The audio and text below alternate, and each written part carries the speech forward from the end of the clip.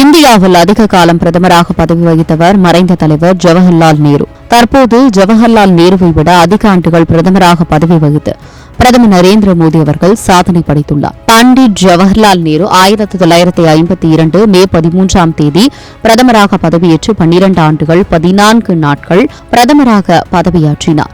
ஆனால் பிரதமர் நரேந்திர மோடி அவர்கள் 2014 மே 26ஆம் தேதி பிரதமராக பதவியேற்று 12 ஆண்டுகள் 15 நாட்கள் பிரதமராக பதவியில் இருந்து ஜவஹர்லால் நேருவை விட இந்தியாவில் அதிக காலம் பிரதமராக பணியாற்றியவர் என்ற பெருமையை பெற்றுள்ளார்.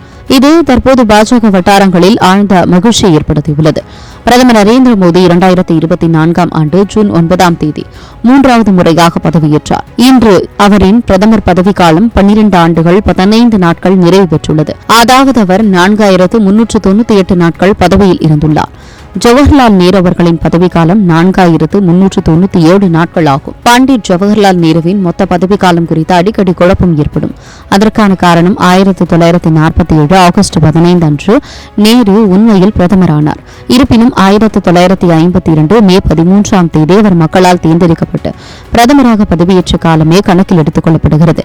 ஏனெனில் 1947 அவர் பிரதமராக பதவி வகித்த போது அவர் மக்களால் தேர்ந்தெடுக்கப்படவில்லை.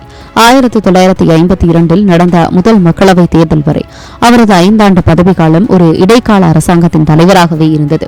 இதன் அடிப்படையிலேயே பிரதமர் மோடி ஜவஹர்லால் நேருவை விட இந்தியாவில் அதிக காலம் பிரதமராக பணியாற்றியவர் என்ற பெருமையை பெற்றுள்ளார்.